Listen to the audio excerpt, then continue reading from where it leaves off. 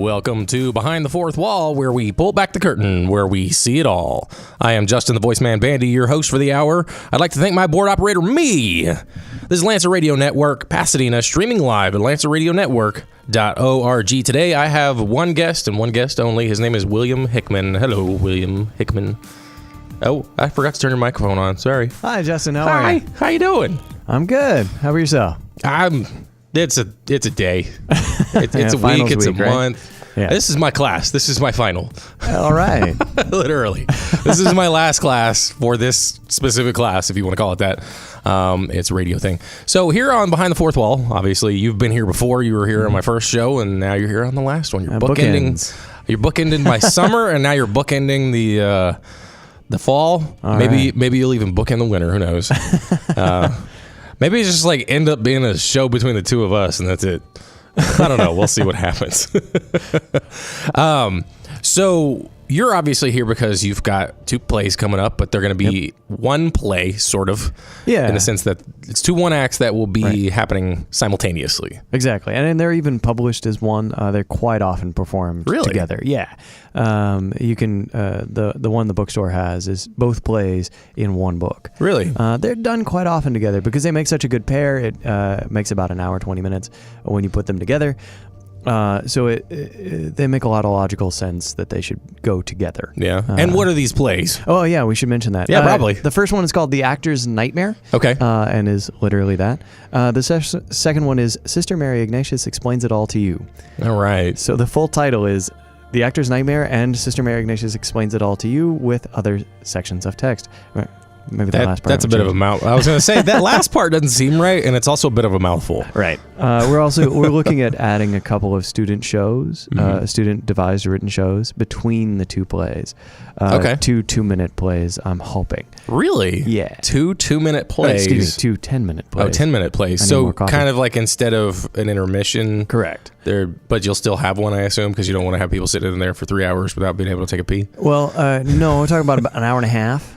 Really? Total with between both plays? Yeah, both. Wow, both no wonder. Plays and the 2 10-minute shows. What? So, no intermission. We're hoping to do an hour and a half to an hour 40. Okay. Straight through. No well, and hopefully breaks. I'll be able to take Theater 30, and then that'll just make it easy for me. Nice, good. Too. Yeah. I like the structure of an hour and a half, hour 40 for plays without intermission. It's much more modern, much more contemporary. That's what a lot of authors do because, hey, that's what our Hollywood does. That's what our film does.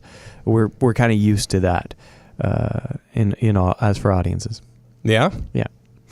So that's what we're doing. They're both by Christopher Durang. Both absurd comedies. Yeah. Actor's Nightmare. Oh, yeah. Go ahead. Well, just from my brief audition process and everything, because I hadn't auditioned in 2 years, I think. I don't even remember. I think the last audition was actually for Antigone. Oh, it's for Antigone. Yeah. Nice. Which was approximately 2 years ago. Mm-hmm. And, obviously... took the acting classes last fall and everything, and so I'm quite a bit rusty in all of it. But it was interesting when you kind of were directing me to do various things when he's going through this whole process of, oh hey, there's nobody here. Oh, I'm showing up, and it's just you have a better explanation for this, and then I can kind of give my experience, I guess, for what it was. So what was this audition? Because it was his name is George. George. Yeah. George is the main character of Actor's Nightmare, and he literally shows up to the theater, walks in and says, hi. And then the stage manager runs over and says, hey, George, I'm so glad you're here. The actor you're understudying just broke both his legs in a car accident. You're on tonight. George looks at her and says, do I know you? He has no idea what's going on. And it is literally his nightmare. So but he's game for it. So he starts playing the parts, and they want him as Hamlet in Hamlet. They want him in Private Lives by Noel Coward. And so he just starts saying yes to all of these ideas and trying to make it work. But there is an audience there. Yeah. Exactly. So he's trying to improv his way through it. And the audience that's in the theater to see the show, our audience, is also there for George. He knows they're there. So it's direct address to the audience. Okay. And everybody else is trying to make this play work, make Private Lives work, and George is just trying to survive. And it's really funny for a long time until it starts getting pretty dark, where it goes from being maybe an actor's dream to an actor's nightmare. Okay. By the end of it, we've got some surprises coming down. Good. A I couple like of surprises. characters that are not listed on the character breakdown come into the end of it. Yeah, some big old surprises. Okay, so now this, since I figure let's go chronologically. I mean, granted, my own experiences with the audition, you just made it sound more interesting than I could think I could ever could. I mean, granted, saying the Pledge of Allegiance in a really bad British accent was kind of a highlight of my life, in fact. So now these what you said, approximately 10-minute the plays, two student shows. Student shows. Now, what are these going to be? Well, we don't have text yet, so we're still looking for those. Okay. I want them to be something that will help us move furniture, because we need to go from being in a theater to being in a church, more like a rectory or a side room of a church. Segueing well. Exactly. So they need to help us with that. And in kind of older classic theater, especially the musicals, the golden age of musicals, they would do that. They would pull the grand drape closed, which is a big curtain at the very front of the show, or front of the stage. They would pull that closed. Then there would be a scene downstage of the curtain. Then they would open up the curtain. Explain downstage for those who don't understand. Sorry. So towards the audience. Okay, there we go. So there would be a scene towards the audience in front of the curtain. Okay. Then they would open up the curtain again, and then you'd have a new set. Okay. So that was their way of doing multiple locations for, Oklahoma or plays like that. Makes sense, yeah. So that's kind of where I'm stealing the idea from. We're not going to do a mid-drape or a grand drape because it's not the right theater for it. So we do have one. We can move, but sorta. That's not going to work. Downstage is pretty much the stage. Right. Yeah, true. So we're not going to do a giant move of furniture stuff, but we are going to need to clear some stuff and add some stuff.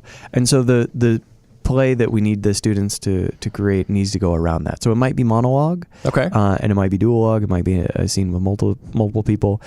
And if I don't have anything else, then it's going to be a giant fight scene. Okay. Where we move sets and fight about it. That would be so fun. And that might end up being there anyway. I mean, because that's my area of expertise. That's what I know how to do. Because I'm questioning now at this point. Do you have Amanda involved in this or Akela? Amanda is involved. Okay, because Akela is not. But because I remember the not too terrible one acts, and like just the one thing that stood out to me the most was the segues between each of the little acts. And that was probably one of the best parts of it all. Yeah, I just really enjoyed like listening to them, killing each other off. And it's like, oh, so that's how they're ending each of them. They're just killing everyone. Okay, cool. Yeah. And then at the same time, it's like just crapping on all of each other, just insulting each other. I wish I could say some of the words that were used because they were so good. They were such good burns. Yeah. But I can't because FCC guidelines for here on Lancer Radio. And if you just tuned in or if you're standing around in the parking lot and you can barely hear us because that's apparently a situation, this is Behind the Fourth Wall where we pull back the curtain, where we see it all. I'm here with Professor William Hickman, a.k.a. Will. Yeah. Thanks. Yeah, I don't call him William ever until I just give you your name on the show, and then it's just Will, because you're too much like a friend than a professor for me. So I'll definitely take that as a compliment. Yay, well, that's good. Yeah. So now I understand that you're going to be doing something next semester too in the spring. Absolutely. I think you said towards the end of it. Yeah. So we do Actor's Nightmare, the 2 student shows, and then Sister Mary Ignatius Explains It All for winter. And those will be daytime rehearsals. They perform February 1st, 2nd, and 3rd. Then for the department, we're moving on to the musical, which will have auditions the second week of January on the weekend. That's Urinetown. Whitney Rydbeck is directing that. Urine spelled how?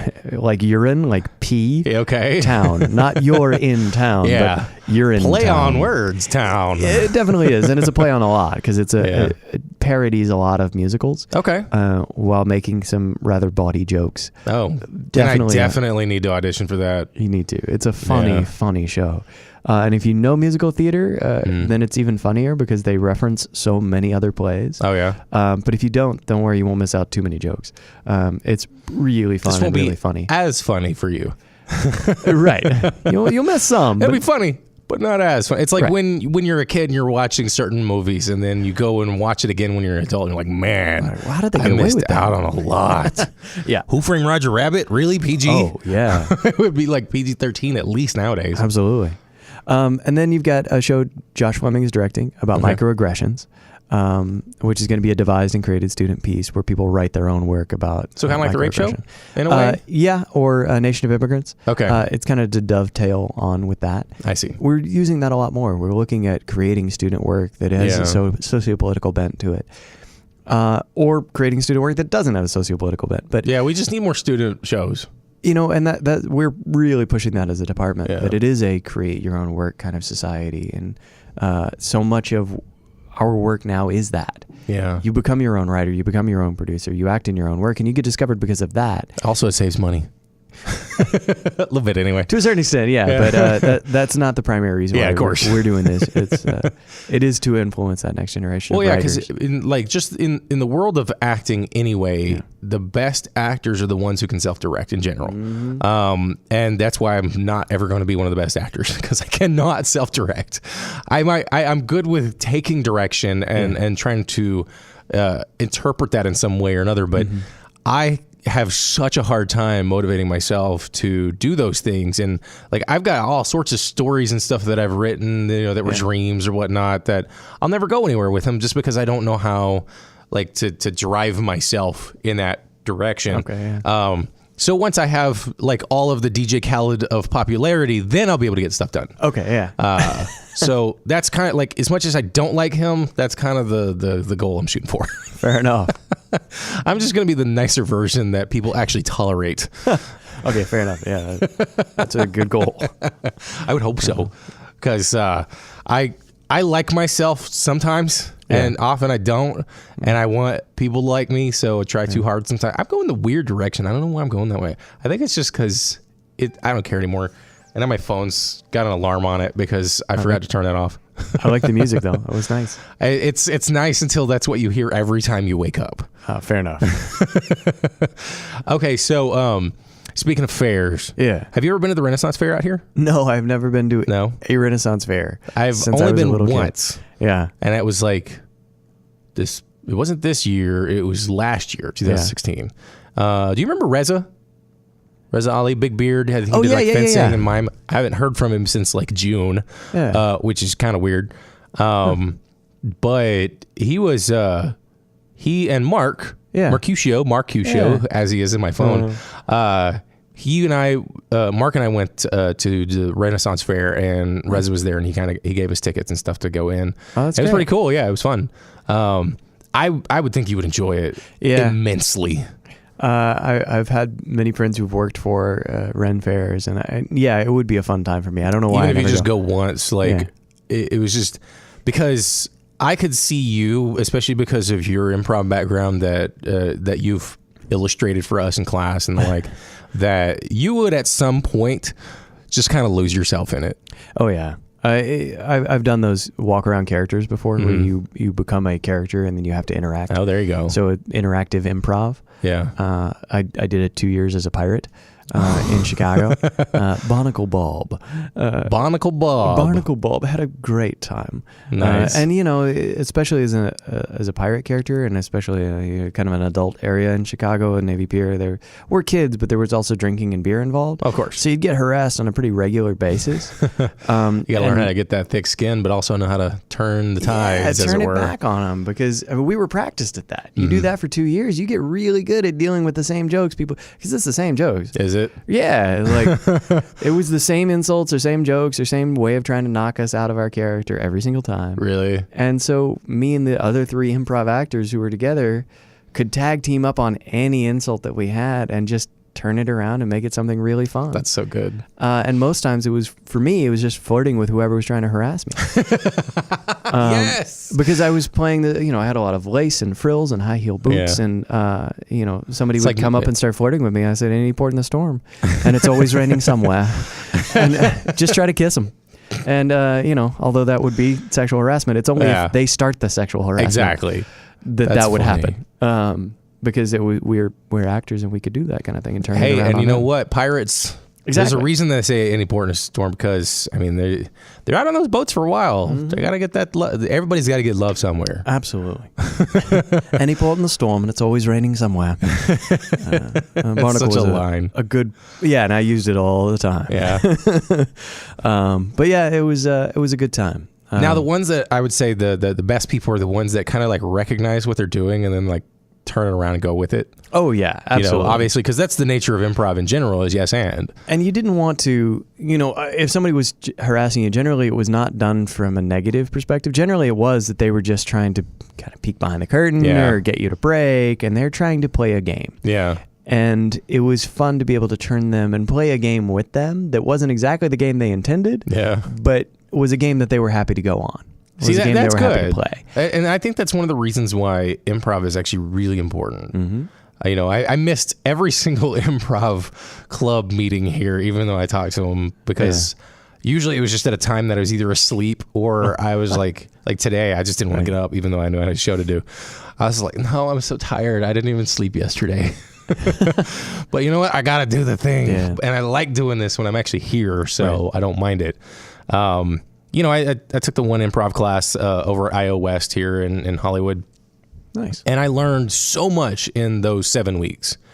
It was like 7 weeks. I think it was about 3 to 4 hours a day on a Saturday morning.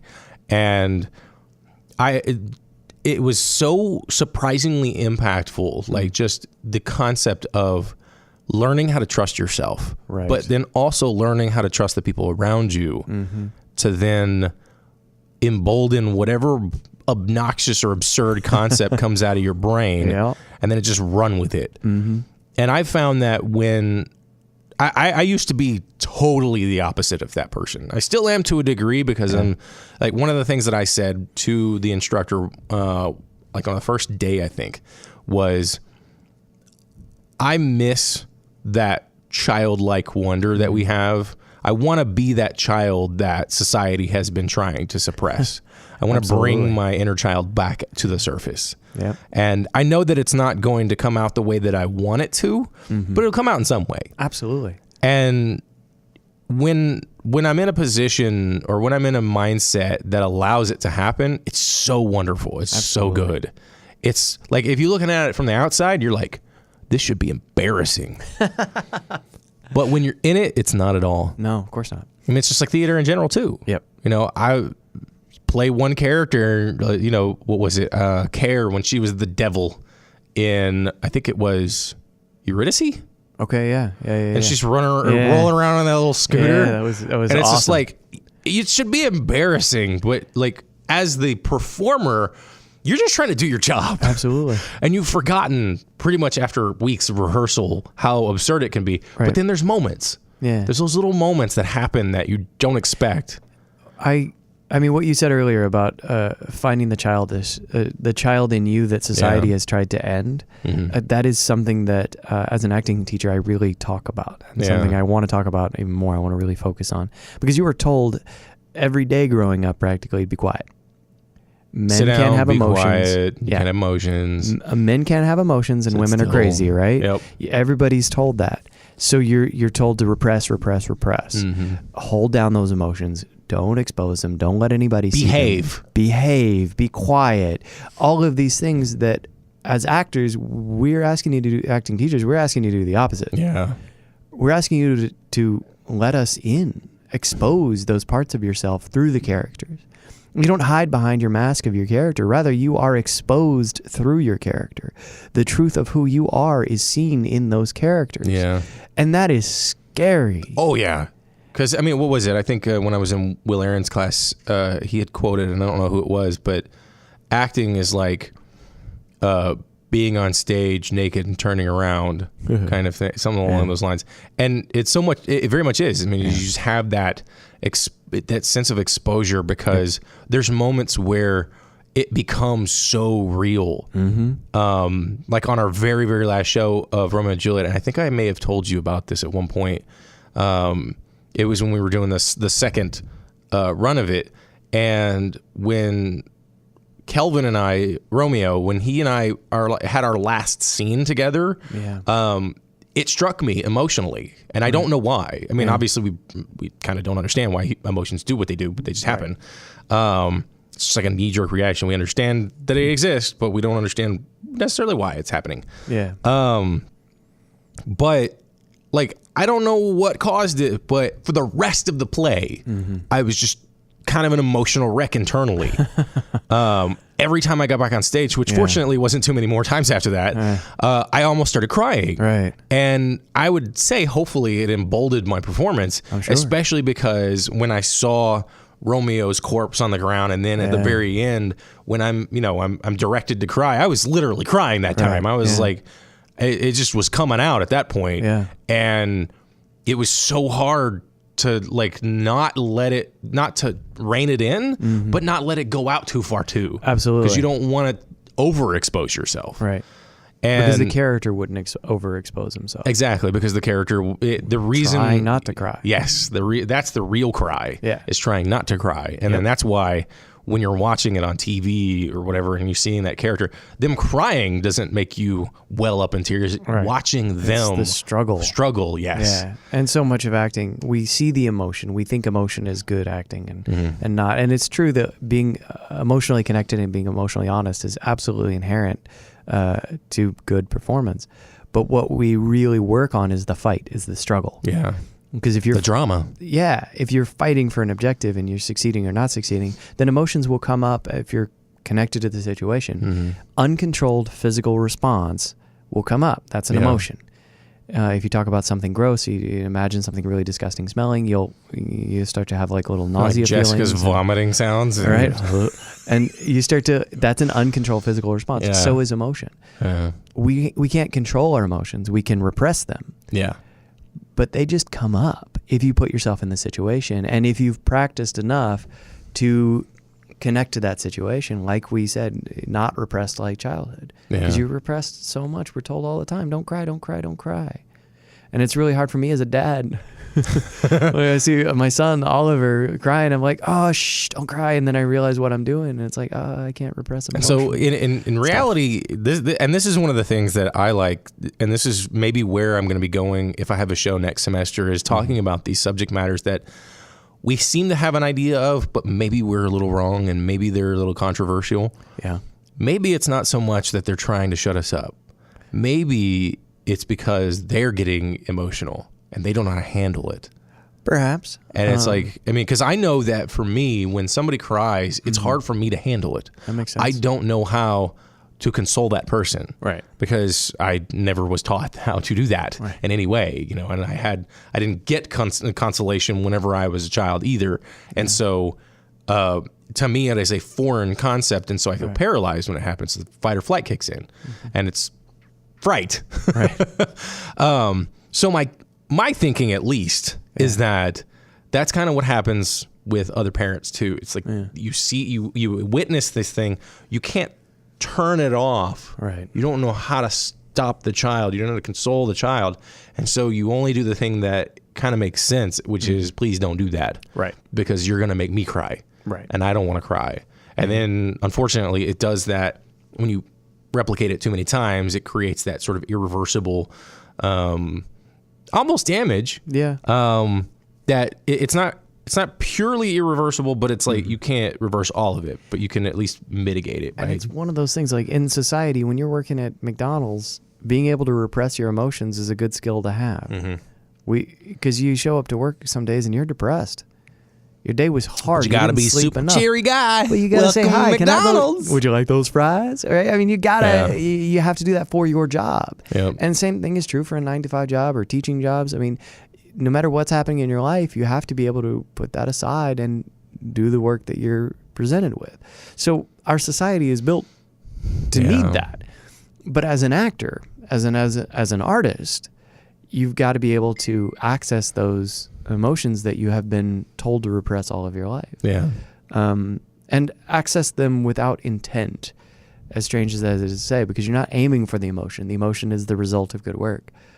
And that means you have to be emotionally vulnerable, and that's a challenge. Yeah, it's I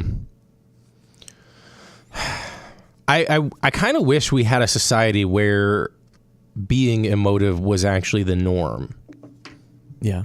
Where, and I think that's, I mean, you make a really good point about how that is kind of how our society is structured. And you know, for a while, I've held on to the idea that America is a business.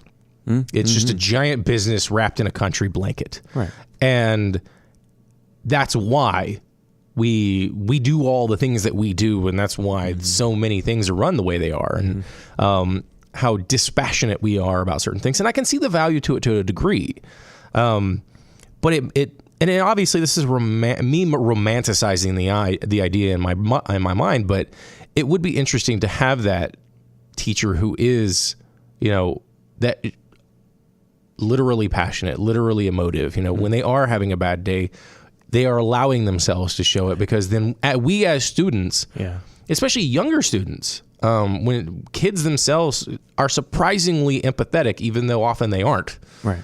They could be super cruel, but at the same time, when especially somebody who is in a respected position is showing a sign of weakness, I notice kids are more likely to want to console and try to help that person. At least that younger, you know, like 8 to 10-ish maybe. Right. Once, you know, the teens start coming around and they're dealing with their own crap. Yeah. But that's another thing too. It's like maybe they act that way because of the last 13 years of other people not showing them how to really handle their emotions and how to handle themselves and the changes that they're going through. And this is why I consider myself not only a psychologist, but a sociologist, even though I don't have those degrees, because I look at human behavior and I want to understand it. And I've to take it back to acting. Acting has really helped me do that. That's awesome. Significantly. It's helped me out with me. Yeah. And, you know, I'm talking to my caseworker and he's like, look, you need to audition for plays. Even if you're not going to get in them, you need to audition for them. Good. Because if you do get into it, you'll get the community that you're looking for. Absolutely. Because I know that I'll get in the community. Because like that's the thing that I love the most about having done Romeo and Juliet. Right. It's not the acting. It's not even so much the material. And yes, the material's great. Yeah. And I gained a huge appreciation for Shakespeare by doing it. Yeah. And I want to take Debbie's class, and we're going to talk about that soon. Good. I'm already signed up for it and everything. But it gave me an understanding of humanity. Absolutely. And I think I don't know if it was you that I was talking to or if it was my caseworker. I think it was my caseworker, but I realized that I don't really have an identity. You know, like, I don't know how to identify myself in so many ways. Like, I don't know where I fit in, where I belong. But what's interesting is that there's a list of questions that can be asked to help you do that. Right. And they're Uta Hagen's questions. Oh, yeah. Because all of that you can ask of yourself in life. Yeah. And, like, I would say put that up on a poster somewhere so that you can ask yourself those questions every day at some point. What is my super objective? Yeah, what do I want most in this world? What do I want in the world? Yeah. And that is not a bad question to ask. Yeah, it's a little absurd to ask yourself, what is my super objective? But then if you stop and think about, what do you really want for your life? Absolutely. What is the big end-all, be-all that it makes your life important? Then you give yourself and your actions and meaning. Absolutely. And meaning is what drives us. Meaning is what gives us purpose. And the more we are able to identify that, the more we are able to identify ourselves, our actions, and the people around us, and we get just a better picture of our lives. Yeah. And this is why I feel that acting isn't just, I mean, I was wrong, entirely wrong about what acting was when I first came to LA. Like, I was 100% wrong. Okay. I thought it was just making crap up and just, you know, making sure nobody found out who you really were. Okay, yeah. And it was just lies on lies on lies. Yeah. And it's so much more truth. That I think most people view acting as that. They think it's just a bunch of pretending, not realizing that that pretend has to be deeply rooted as truth in you. Yeah. And that's a really hard thing to figure out, and it's a really hard thing to then begin to utilize yourself as an artist. it can be tough. Some people are naturally more suited at it than others. I think they start off on second base, as it were. Yeah. But that doesn't mean that you can't start off at home plate, or start off rounding first, right? Yeah. It is a skill to be learned, but some people are just further along in that skill tree. And some people, they get the right upbringing that coaches it in them or coaxes it out of them, rather. Absolutely. And, it's, I'm jealous. Well, I'm envious. Simpsons have told me that. Yeah. If you have it, then, and you're afraid to lose it, that's jealousy. If you don't have it, and it's something somebody else has, that's envy. And Homer is the one that schooled Lisa on that one, by the way. Wow. Yeah, I know, right? And it was weird because they both sounded really weird because they're so old now. I mean, the show is over 20 years old, and we're talking about Fox being owned by Disney or whatever it was, and it's just like, and how old was that photo? Where is that from? I don't know. It was an episode of The Simpsons where it had the 20th Century Fox, now a member of Disney Corporation, which, of course, is now a thing that's being worked on right now. But I don't think they're going to buy Fox News or the Fox channel. I think those are going to stay separate. But I think every other part of the Rupert Murdoch tree is getting bought by Disney. Well, especially like the movies and stuff, because it's like, dude, we want Spider-Man. We're just going to buy you. Right. We want Spider-Man. We're going to buy everything just to get Spider-Man. I wouldn't be surprised. Hey, they're doing a good job with Star Wars. I can't wait to see it. I'm not going to see it this weekend because it's going to be way too packed. Yeah. Hopefully the spoilers are not ruining, or they're not just like flying about everywhere. I can't wait to see it myself. Right. It's just there is something fascinating about the story of Star Wars. I'm more of a Trekkie in that I enjoy the sort of sociopolitical commentary that the show has on everything. And I haven't seen the newest. Awesome. Yeah, TNG was obviously the best. Yeah. I haven't even seen the new one yet. Me neither. Seen nothing of it. But and you know what? Let's just make the hardest segue I've done in a while. Well, I got one for you. What? Whitney Ryback was on The Next Generation. Well, he was also on Scrubs. Oh, fair enough. And it was funny because he was like, "I'm going to sue you." It was great. What was he doing? Who was he on? He was Ensign somebody. I forgot exactly who it was. I don't remember seeing the episode. I just remember seeing. I looked him up one time. Yeah, and I was like, "Oh my gosh, he was on an episode of Star Trek: The Next Generation." Yeah, I believe the episode of Scrubs was this one guy. He shows up and he's like helping this poor old lady, and she's like that one old lady that's like, anytime she speaks, she sounds like she's a child almost. Oh yeah, like she's that lady. Like you'll know who she is when she's on screen. Okay. And she's like in everything. She may be dead now. I'm not sure because it's been a while, or she may just still be kicking it. Who knows? Because I mean, Betty White's almost 100. But she'll never go. She's too good to go. 1922 was when she was born. Wow. Right? Yeah. 5 years. We got 5 more years until she hits that centenarian mark. Well, she's too good to go. Yeah, she's not going anywhere. Let's not go that route. She's not. Don't tell me she is. So we were talking about Star Wars. Talking about I was going to make the hard segue. Yeah. TNG, Shakespearean actor. Yep. Sir Patrick Stewart.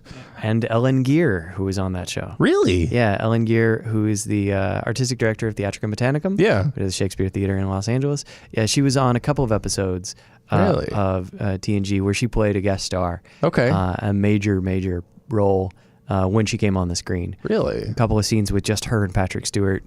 Not a single muscle moving in their face, doing a scene that was incredibly powerful. Her son was killed. I think it was called The Crystalline Entity is the name of the episodes. Okay. And it involves this entity that ends up killing her son. And she is like Ahab after the white whale. She is out to kill this crystalline entity because this thing murdered her son. Yeah. Through no fault of its own, no idea, because I don't think it saw humans as actual creatures or something like that. But is she Black Lady by any chance? Nope. No? Okay, because I was thinking of a specific episode, but I think it was actually from the First Contact movie. Okay. Because I remember that woman in that scene that I'm thinking of calling him out on his whole Ahab white whale situation. Well, this was her as the Ahab as going after the white whale. Because she was definitely Ahab in this case. And even it went so far as Data had the memory banks of her son. And so Data played her son for her. What? Yeah, there was some crazy stuff going on. She was awesome. This is why this show is amazing. Yeah. One of the best ones, and I can't even remember the name of it, which it kind of frustrates me, but it's one where Patrick Stewart or Jean-Luc Picard, Captain Jean-Luc Picard of the USS Enterprise. I love that little meme that blew up like 10 years ago on you'rethemannowdog.com. And that was just it was just like his face with that playing. And then like somebody had just produced it. They edited it just right to have that cadence to where it sounded like he was just singing along with this music. Oh, that's funny. It's beautiful. I'll have to show it to you. But he kind of goes into this weird sort of comatose type state. Yeah. And it's this, he ends up waking up in another, like in this body in another planet or something. Yeah, and apparently it was like, he has like this whole life. And apparently it was like this memory cube or something, like implanting this civilization in his mind. I'm like, this was the 80s and 90s. Yeah, it was such a good episode. It's so good. It's like, I think it's considered the top episode of all time of TNG. And then there was the other one, which is that's funny because like none of the regular cast is in it except for Patrick Stewart. I mean, they come in at the very end, at the very beginning. Well, yeah, they're like the book ending, but then like everything else is just other people. Right, it's just Patrick Stewart and a group of other people. It's like the best episode of TNG didn't even have the original cast. Right. It's but you know what? So let's talk Shakespeare. Yeah, let's talk Shakespeare. That's Debbie's got a Shakespeare class coming up. Absolutely. I've signed up for it. It's a Friday class, like 3 hours. Yep. Now, what do you know of the class so far? I mean, I know that you're not Debbie. Nope. So it's not your class. Nope. But I know that she wants to really dive rather deep into it. Yeah, I think so. So if you don't know too much about the class, then you can at least tell us probably what you expect a class like that to dive into when it comes to Shakespeare. Well, the fun part about Shakespeare is that everything is in the words. Mm-hmm. And so many actors doing contemporary work miss this with their work as well. They're worried about the emotion. They're worried about the stuff happening behind the words, underneath the words. They're worried about stuff it's all about the words, using the words to pursue your action. Yeah. So I assume that's what Debbie's going to work with. Okay. And by utilizing the words to try to get what you need, the sound of the words start becoming more important. That's true. The way the words sit in your mouth, the way they taste, the whole making a meal of your monologue, right? The sound of your voice, the sound that you can is important. The way those words are created. Well, yeah, I mean, in order to get what you need. Communication is at least 90% nonverbal in that it's how you say it, whether it's the tone of your voice or your body language, etc. Absolutely. Yeah. And in Shakespeare's day, and it's still to this day, some people refer to this, instead of saying, hey, we're going to go watch a Shakespeare play, they would say, we're going to go hear a play.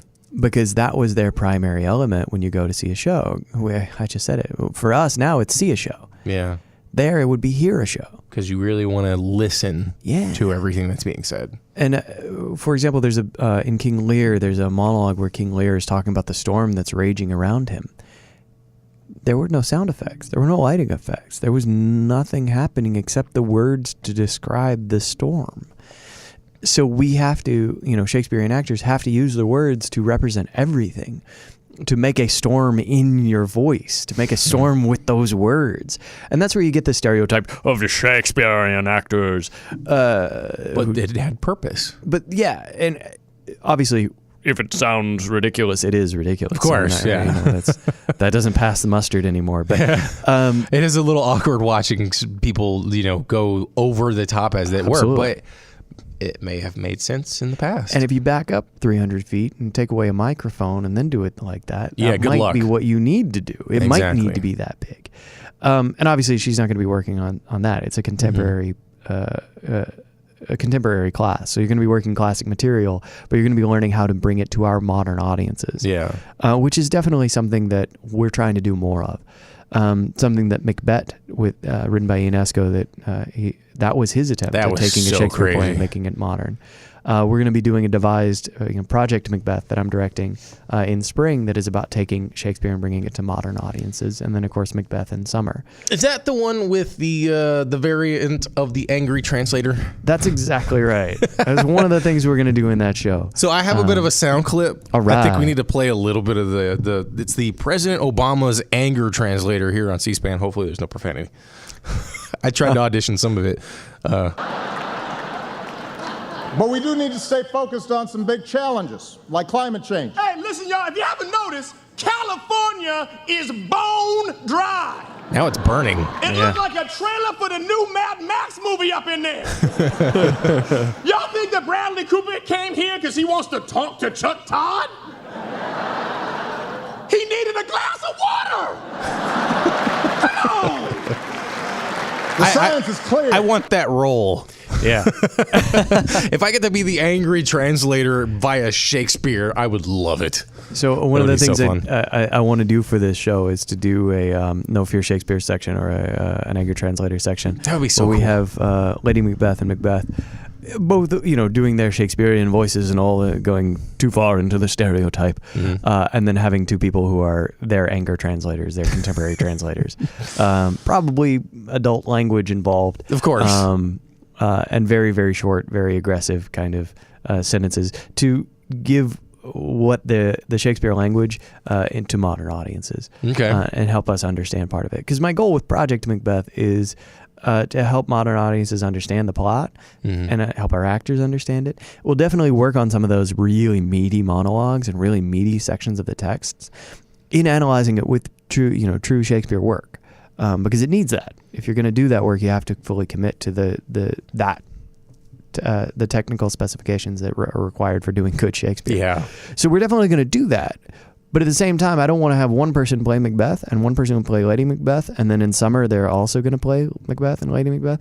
I want Project Macbeth to be 2 or 3 or 4 people playing Macbeth. Okay, so kind of like a little rep, but just for one play. Exactly, so that we get some different people each giving it a try. I want women playing Macbeth. I want, let's see what this looks like on different people. I can't wait to see like gender bending be like a commonplace thing. Again, speaking of Care, when she was the devil, the lines in the play and various other things lent the idea that she was not, in fact, who she was on stage. Right.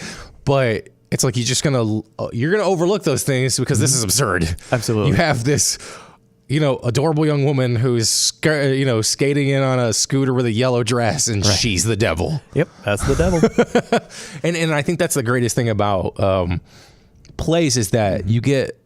It's not just the visual that, I mean, obviously being there is probably the biggest part, being so close to you and sort of almost experiencing it. Yeah. But then experiencing the things that you're not expecting, kind of like in Macbeth with, I can't remember his name, but it was Peter's character. Oh yeah, at the end? At the very end, just saying, hey, the world that we know it is going to be debauchery. Right.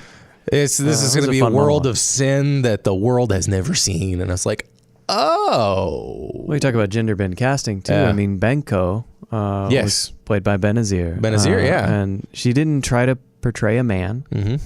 She just tried to play a badass lady. Yeah.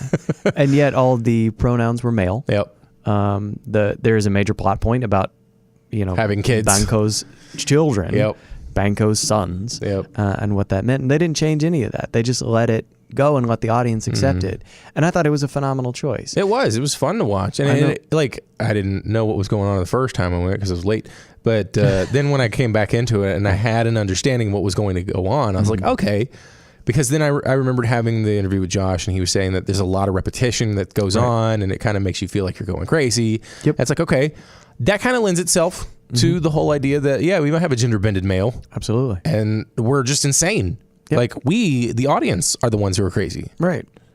All right. Okie doke. Yeah. And I like theater because we get to experiment a little bit more that way. What is considered realism or, realistic gets bent a lot more, gets pushed a lot more. With film and TV, you don't have as much freedom in that way. There are some movies that definitely get there, but most movies you expect naturalism. Yeah. They don't look for an actor who can play the part. They look for an actor who is the part. Yeah. Especially on those main, money-making roles in those big Hollywood films. They're looking for people who don't have to act like the part. They're looking for the people who are. And they can, because they're paying that much, and they're, you've got one. for theater, if we have 300 people in an audience every night for 2 weeks, we have a pretty good house. Yeah. You know, and you do that for 6 weeks, it's a pretty good theater run. But how, you know, compare that couple of thousand people who have seen that show versus any major Hollywood film, and there is no comparison. Yeah. But it's also the amount of money that goes into a Hollywood major picture. True. We don't have a multi-$100 million budget or whatever it is. So the need to sell it isn't as high either. We're looking for smaller audiences.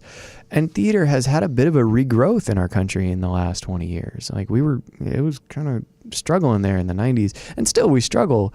You know, opera and theater kind of are in the same boat of how do we sell ourselves? How do we create theater audiences that aren't 70 years old? Yeah. That aren't all white.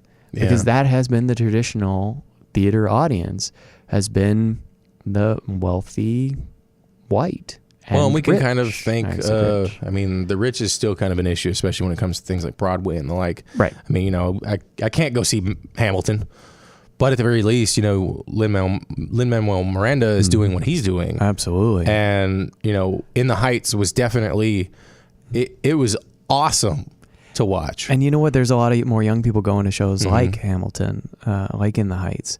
Yeah. And, you know, and Broadway's actually doing a really good job of that. They're having young audiences. At Disney, as much as they get boo-hooed by the theater world, they're getting some really good audiences. Moana, now Coco. Apparently Coco was like amazing, and it was super... I haven't seen it yet. Yeah. The only thing that I understand that everybody hates about Coco was like the 30-minute episode of Frozen before it. Apparently. But I mean on Broadway. Like The Disney's shows doing on Broadway. They've been doing all the shows on Broadway. I mean, they got a big hit with The Lion King, and after that they just started I totally forgot buying about up theaters. I mean, so many shows now. Our Broadway shows are Disney shows. And man, it's been great for Broadway. That's good. And yeah, I mean, every show can't be The Lion King. You know, we've got to do some deeper, darker shows sometimes too. Right, which is basically the plot of Hamlet. But we can do some deeper, darker shows sometimes too. Yeah. You know, but there is theater for everyone. We just so many of our citizens don't realize, our people don't know that there is theater out there for you. Sometimes it's just in the colleges, like here. Sometimes, yeah. I mean, in Los Angeles, you've got the North Hollywood theater scene, which is really phenomenal. Center Theater Group is really doing some great work. They've hired in a lot of younger playwrights to write for them, including Stephen Ellie Gurgis, I think, is writing for them. But he was on Broadway with, I have to edit the name of it, Mother with a Hat, with Chris Rock in it. Okay. That was his first Broadway show. I know Keen Yin, who wrote She Kills Monsters, that I directed here last year. He's been hired by Center Theater Group to do a show. Oh, cool. So there's some phenomenal theater. And Boston Court Theater right down the street is phenomenal. The new work they do is amazing. And they're always doing new work and progressive. Noise Within down the street. We've got obviously the Pasadena Playhouse. And they've got a new artistic director who's apparently doing some really good stuff too. Where at? The Pasadena Playhouse? Pasadena Playhouse, okay. Yeah. He directed Our Town there as his first show there. Okay. But this is his first season, this fall. Okay. Yeah, because I think I've only seen one play there, and it was God Looks Away with Al Pacino. It was actually opening night. Yeah. Apparently, he had an issue with not turning to the crowd and speaking loud. No. Yeah. The entire run. They said that like it was an issue the first night, but apparently even people who went the final night still said that was the same issue. It's like, we need to hear you, man. Yeah. You're trying to play Tennessee Williams of all people. We need to hear his words. Right. And that's you know. And we're gonna go hear a play. Yes, we're gonna go hear a play, not see it. Right. I think that's important. I like that distinction too. Yeah. It's so strange, you know, kind of, you know, getting towards the end to the most part. I mean, I know you've got to leave at some point, but I try to sort of wrap everything up in my brain in some little package if I can. But I'm having a hard time this time around. Yeah. I think it's just because there's so much we talked about. Yeah. And I mean, we still have like 9 minutes left. So like, I know I'm getting to the end, but at the same time, I'm like, you know, I got to think of something to talk about. But just in general, I would say that theater, I never understood how important it was. And it has now become so important. I have a show revolving around it. If Right. that says anything. It becomes a part of your Yeah. life. I mean, people talk about theater like getting the bug. Oh, yeah. Right? When totally. you do theater, you get the bug. Yep. And there's something about doing theater, about playing a character and getting in front of a small audience or a big audience. You know, I've performed for 2 people and I've performed for 2,000, 3,000 people live in front of you. There's something ceremonial about that. There's something that's so satisfying, especially when you're doing something that is powerful emotionally, where you go through something, where you travel, where you journey through an emotional state. There's something so wonderful about that. That once you do it, man, you're going to want to watch other people do it, and you're going to want to do it yourselves. I saw a question the other day on Reddit saying, what is the weirdest thing about human beings? And a lot of things. Yeah. And I mean, there were a lot, thousands of responses to that. But the top response, when I looked at it anyway, was our imagination. Our ability to read a novel or watch a play or watch a movie and believe in the fiction for a short period of time. Yeah. To emotionally involve ourselves in characters that we know are fake. Yeah. In situations that we know are not real, that are set thousands of years in the future or the past or some kind of weird combination of both. That characters that are not even human, but we can connect to them and believe in them and cry with them as they go through their journey. That's strange. Yeah. It's really weird, and yet it's what we do. Video games, movies, novels, plays, all of these things are vicariously experiencing the lives of others that we cannot experience in our own. Like, we can't go through the journey of what it's like to be this person in this country at this time. But we can read a book about it. And then we'll have some better idea and some more empathy towards that journey because of the fiction, because of that journey, or the nonfiction if you go that, for those stories as well. But because of that experience, we can empathize with it more. And I think the live aspect of it makes that, and the group aspect of it, makes that emotional journey more poignant, more visceral, more connected. When you're in an audience and everybody's laughing, it makes you laugh easier. True. And when you're in an audience and everybody's crying, it makes it easier for you to cry too, as opposed to sitting at home and watching Netflix. There's nothing wrong with that. I do that too. Oh, yeah. But there's something powerful about that live aspect of it and that group aspect of it that I think will always be in human dynamics. See, now you might even want to go see Star Wars tomorrow. But I mean, I like going to see movies in the theater because of that too. Not just the big screen. I got, you can have a big screen at home and a nice sound system. I mean, but what you don't have is the audience. I have my computer and with the, I try to do with the decent headphones, but I saw Arrival on my computer here in the other room one day just because I was here and I was like, you know what, I'll just watch it. I haven't seen it. I wanted to watch it. And it moved me so much. Nice. And it's just this tiny little screen with this giant story in it. Yep. And it's just like when one of my favorite books, which I both love and hate this author for this. It's because the third book still isn't out yet. It's the Kingkiller Chronicles. The first book is The Name of the Wind, and I read that book in 2 days, and it's 800 pages. Wow. And I was doing it at work. I was a security guard, and like when I started reading it, every time I got back into it to sit down, that was what I was doing, was just reading. And there were moments like, by the way, speaking of Lin-Manuel Miranda, I am always going to screw that man's name up. I'm sorry. And speaking of this story, he's going to be involved in creating the music that's in this play. Well, not even a play. It's supposed to be a miniseries and video game and movie. It's like this huge thing that's going to be coming up soon. The reason why is because this book gave me an understanding of music I never even knew could exist. Huh. There's a point where the main character is dealing with the death of his family. Not real spoilers, but they're kind of spoilers. How? I'm not going to tell anybody. Just read the book because it's amazing. And it's also a very easy read. It doesn't feel like you're trudging through it to get through the content. What is the name of the first book? The Name of the Wind. The Name of the Wind. You will read it in a day if you read it. It guaranteed if you read the first 2 chapters, you won't want to stop. But then because it just gets better and better and better. And there's a chapter where the way that he's describing, because the main character is in a troupe, a traveling troupe, circus / acting / music and all that. It has that sort of fantasy element to it. And he has learned how to play the lute. And at one point he's playing the lute, but the title of the song, as it were, was a leaf blowing in the wind. And he's like trying to create that emotion through the music. Okay. And just the way that it's described, I am nowhere as eloquent as this man, Patrick Rothfuss, could ever be. Okay. Like he's a god among writers in my mind because of the way that he writes this book. Yeah. Some people like really crapped all over his prose. Yeah. But it's like, this is something that's so different. Yeah. And yet it's still so easily accessible. Interesting. He's created characters that just don't make sense but make perfect sense. Okay.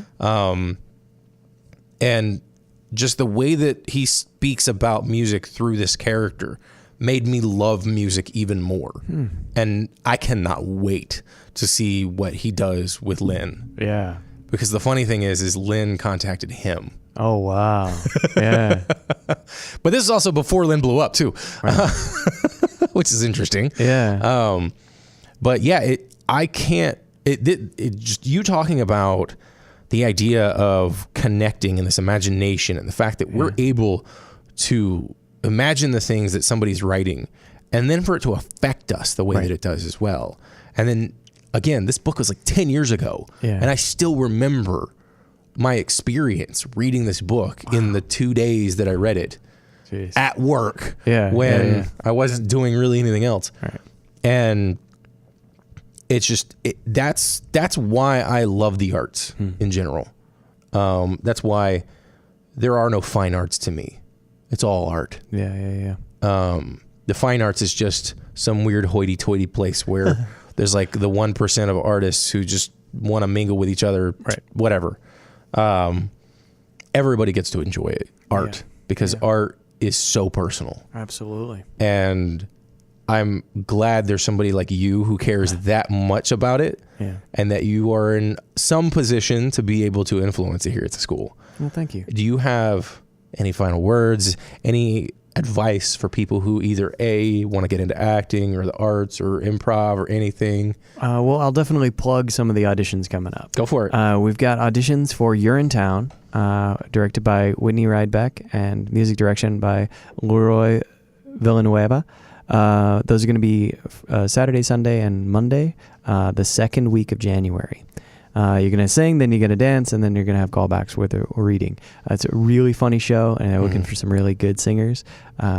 But it's going to be a really fun show in Sexton, which is a big amphitheater. Then at the beginning of spring semester, we're going to have auditions for Josh Fleming's one act about microaggressions. Then shortly after that, we'll have auditions for our final main stage of the school year, which is You Can't Take It With You. And Sandy Massey's working on that one. And then I'll be the final auditions of the year for the one-act Project Macbeth, which it will be a 1 hour long devised, created version of Macbeth. We're definitely using mostly Shakespeare's words, but we're going to highly edit it, change some stuff, like I said, bring in the anger translator for part of it. And definitely a lot of sword fights because I like doing sword fights. Man. Yeah, that's who I am. Well, and you have plays coming up soon. Absolutely. And the performances of Sister Mary Ignatius Explains It All to You and The Actor's Nightmare, February 1st, 2nd, and 2 shows on the 3rd. So the last of the winter intercession. And I can't wait to share these, man. They're so funny. These are, if you've never experienced Christopher Durang, it is a trip and a half, and it is absolutely hysterical. So I can't wait to get some good audiences in there ready to laugh. So why do you like theater? Well, I think I've already said it, man. It's that journey, man. It's that journey. It's getting to experience worlds I couldn't. I was so mad when I was a little kid. I don't know. Do we have time for deeper? All right. When I was a little kid and I was told, religion, heaven, hell, 80 years, that's it. And I was like, but I want to experience more. I mean, one life, 80 years is not enough, man. I want more than that. I want to know what it's like to be a little kid in Africa. I want to know what it's like to be raised up on the moon. I want to know what it's like to be somebody from the turn of the century, and I mean 1000. I want to know what it's like to be all of these people. I want to know what it's like to be a woman. I want to know what it's like to be these things, and I can't. really know these things in the life I had.